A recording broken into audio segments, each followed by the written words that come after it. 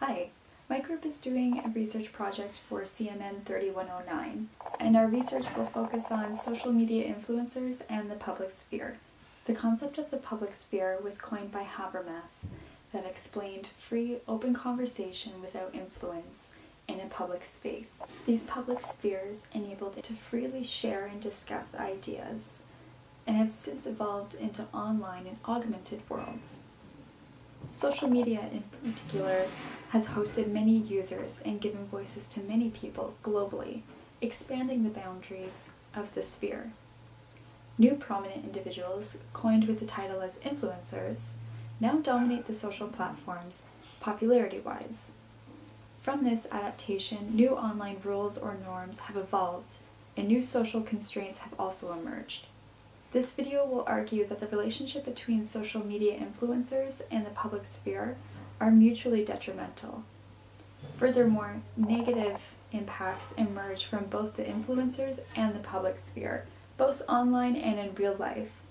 Influencers and public spheres are codependent, but also arguably equally as destructive.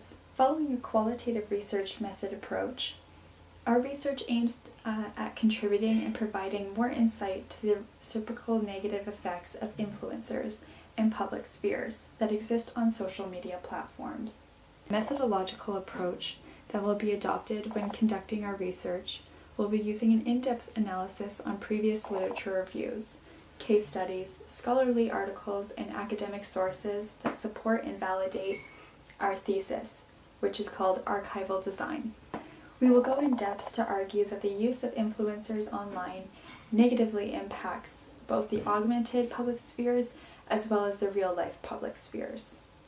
Furthermore, influencers on social platforms exist to promote themselves, which harms the authenticity of conversations surrounding them, as well as the individual pressure on the influencer to maintain a specific ideal that may not be maintainable.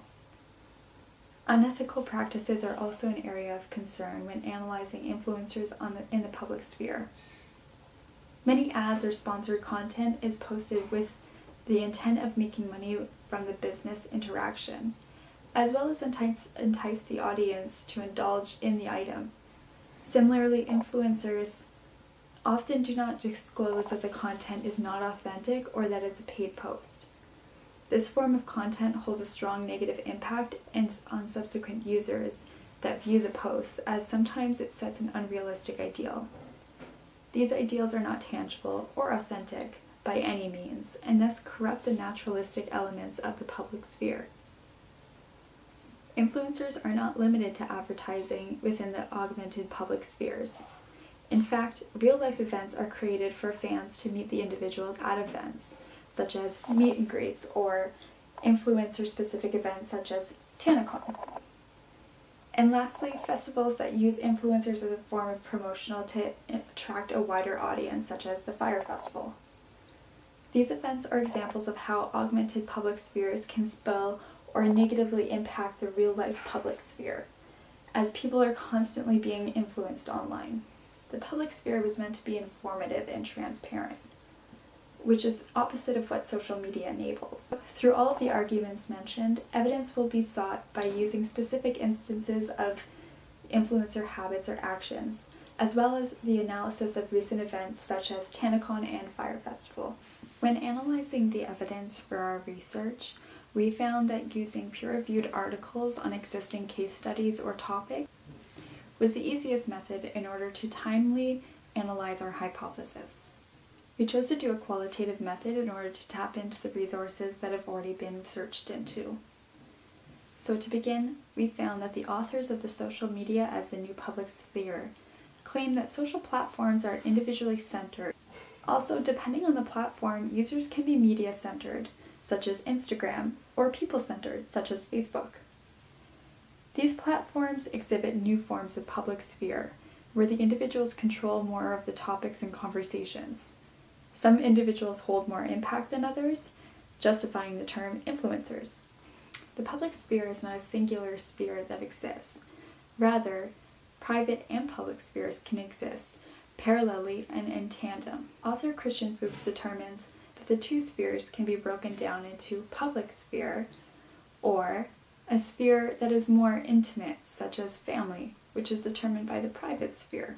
Although the public sphere is mainly where users and influencers live, the media can spill into the private sphere. Even more so, influencers can experience sphere spillover as their personal lives revolve around creating a certain appeal or aesthetic to an audience. Rather than promoting a truthful version of themselves, they often portray the best version or even a false image that's doctored. Not only is this negatively impactful to the influencers, it can also create an element of unrealistic ideals for users within the social public sphere.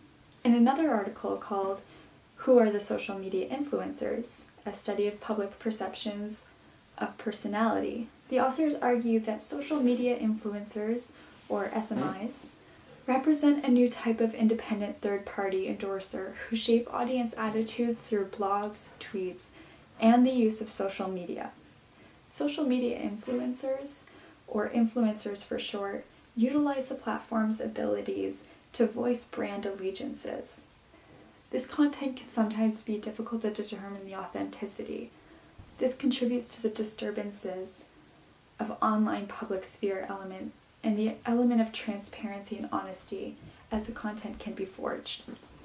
In a third article called "Self-Branding and Micro-Celebrity and the Rise of Social Media Influencers," the authors mainly argue that self-branding is a distortion of key branding principles. They believe that it's both detrimental to practitioners and advocates of the concept.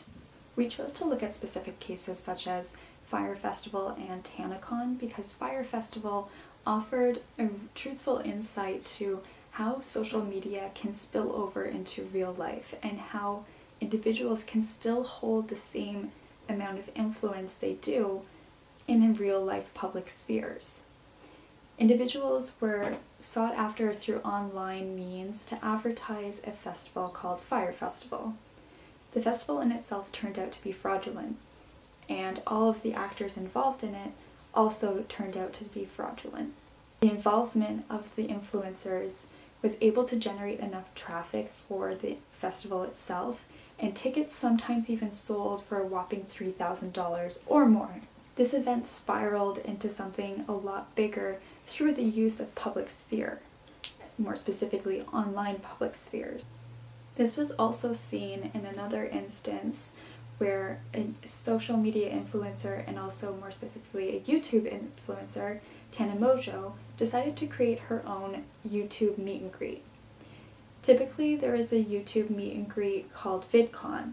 She decided to create her own event that was centered around herself as well as a couple other YouTubers. These events were able to snowball on social media because it often reinforces the most unrealistic of ideals. Festivals, meet and greets are able to turn into something much larger when you have the ability to forge or make something look more appealing or sound more appealing to the audience. But both of these instances are examples of how social media influencers sometimes go to an extreme in order to please their audiences, or sometimes get more attention. When looking at the influencers in the cases, both events utilized the popularity and trust that was instilled by the influencers in order to promote consumeristic values. Also, the influencers had the prominent role in both cases, but also received pressures in order to constantly provide fresh content or relevancy in the spheres. Overall, with the examples of the case and studies as well as the article references, the hypothesis was confirmed that the relationship between influencers and the public sphere are mutually detrimental.